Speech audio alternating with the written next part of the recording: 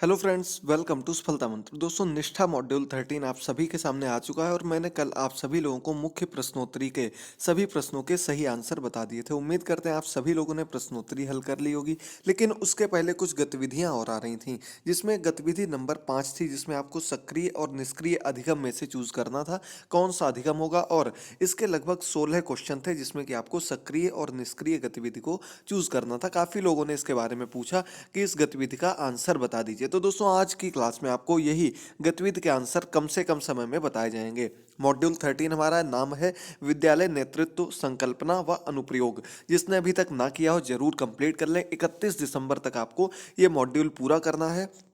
साथ ही साथ आपका मॉड्यूल नंबर 14 18 दिसंबर से पब्लिश हो जाएगा। आप लोग उस मॉड्यूल के आंसर्स भी 18 दिसंबर को ही देख सकते हैं और जो गतिविधियां हैं उसके आंसर भी आपको मिल जाएंगे। प्रश्नोत्तरी का लिंक नीचे दिया गया है, आप जा करके उसका आंसर भी देख सकते हैं और सभी लोग प्रश्नोत्तरी में 10 में से 10 अंक ला सकते हैं। चलिए हम लोग बात कर लेते हैं पहले क्वेश्चन से। पहला क्वेश्चन आपके सामने, रट्टा प्रणाली को हतोत्साहित करना, शिक्षण अधिगम को एक आनंददायी व सहभागी गतिविधि बनाना, बाल केंद्रित क्रियाकलाप आधारित सहभागी अधिगम अनुभवों जैसे नाटक, प्रोजेक्ट, विचार विमर्श, संकल्पना, संवाद, अवलोकन आदि को सुनियोजित करना किसके अंतर्गत आएगा।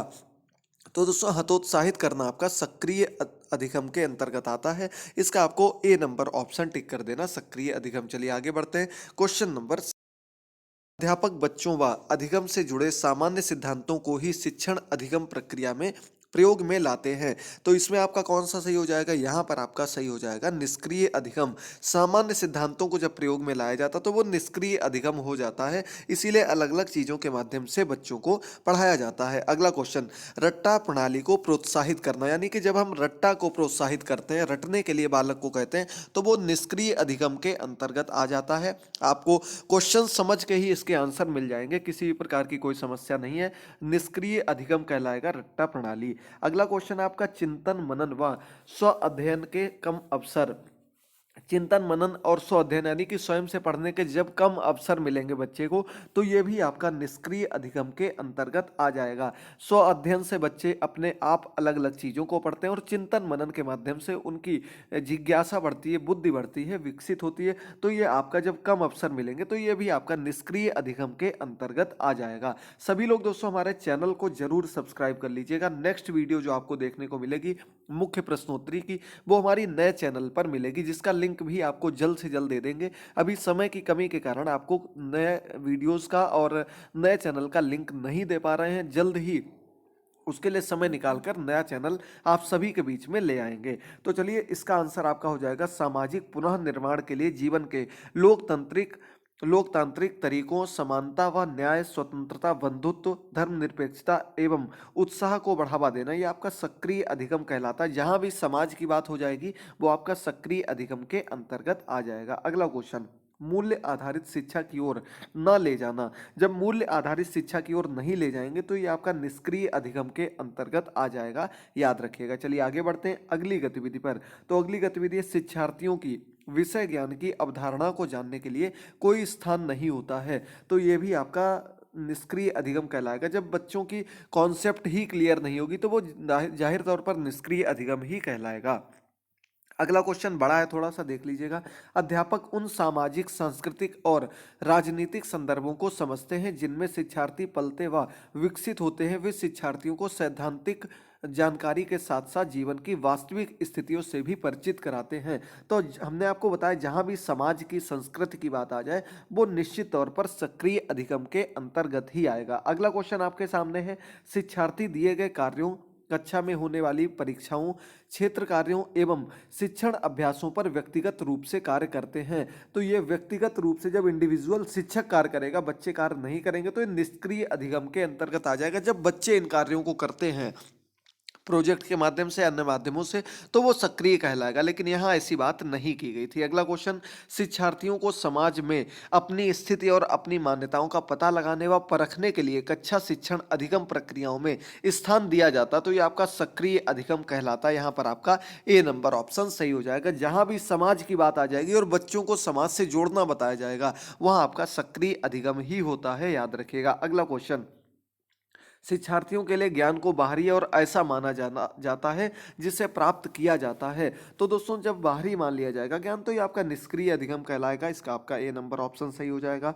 अगला क्वेश्चन, समीक्षात्मक विचार कौशलों के माध्यम से शिक्षण अधिगम व्यक्तिगत व सामाजिक अनुभवों के साझा संदर्भों में ज्ञान को अर्जित किया जाता है।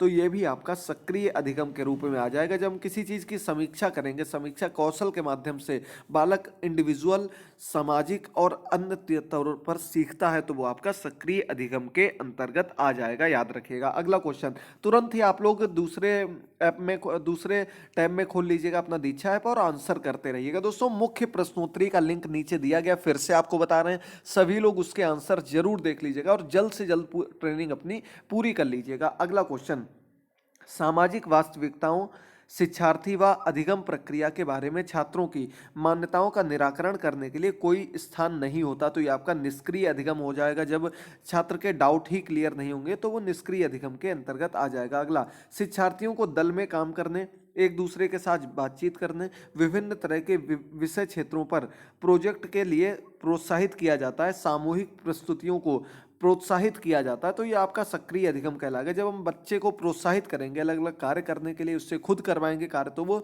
निश्चित तौर पर एक्टिव लर्निंग के अंतर्गत आ जाएगा। अगला क्वेश्चन, शिक्षक शिक्षार्थियों को गहन विचार विमर्श व चिंतन संलग्न रखते हैं, शिक्षार्थियों को स्व अध्ययन और समीक्षात्मक विचार कौशलों के विकास के लिए मुद्दों को समझने एवं पहचानने के लिए प्रोत्साहित करते हैं। शिक्षार्थी अपने द्वारा किए गए अवलोकन, स्वचिंतन जिसमें विवादों का भी उल्लेख हो, इन सभी विषयों पर चिंतन युक्त लेख लिखते हैं। तो ये आपका सक्रिय अधिगम कहलाएगा, क्योंकि इसमें बालक स्वयं से इन कार्यों को कर रहा है, स्वयं उसकी प्रतिभागिता ज़्यादा है। तो ये भी आपका एक्टिव लर्निंग के अंतर्गत आ जाएगा। सब्सक्राइब जरूर कर लीजिएगा, सभी के आंसर्स आपको सबसे पहले सबसे सटीक देते रहेंगे। अगला क्वेश्चन, ज्ञानात्मक अवधारणाओं को परखने, जानने और चुनौती देने हेतु पर्याप्त अवसर हैं। तो ये आपका सक्रिय अधिगम के अंतर्गत आ जाएगा।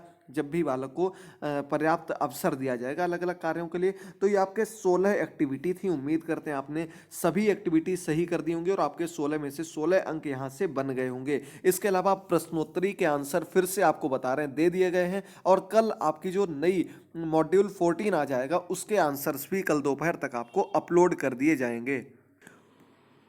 तो दोस्तों आप सभी लोग इसी प्रकार से हमसे जुड़े रहिएगा, अपने चैनल को सब्सक्राइब करके रखिएगा। साथ ही साथ दोस्तों आप लोग हमसे टेलीग्राम के थ्रू भी जुड़ सकते हैं। आपके जो भी छोटे भाई बहन साथी लोग सुपर टेट यूपी की तैयारी की डेली क्लासेस आपको यहीं चैनल पर प्रोवाइड की जाती हैं और बिल्कुल फ्री में उनकी पीडीएफ भी प्रोवाइड की जाती है। पिछले 1-2 दिन से पीडीएफ्स नहीं दे पा रहे हैं, जल्द ही सभी पीडीएफ आपको अपलोड कर दी जाएंगी। अगली हमारी सुपर टेट की क्लास जो है आज शाम को मिलेगी, जिसमें जीवन कौशल का चैप्टर नंबर 2 आप सभी को क्लियर किया जाएगा। तो उसके लिए आप सभी लोग चैनल से जुड़िएगा, चैनल को सब्सक्राइब करके रखिएगा, बेल आइकन को प्रेस कर दीजिएगा और इसी प्रकार से अपनी तैयारी करते रहिएगा। मॉड्यूल 14 आंसर्स कल आपको मिल जाएंगे। थैंक यू दोस्तों, गुड बाय, टेक केयर, अपना ख्याल रखिए और कमेंट बॉक्स में कमेंट करके जरूर बताइए आज की वीडियो आपको कैसी लगी।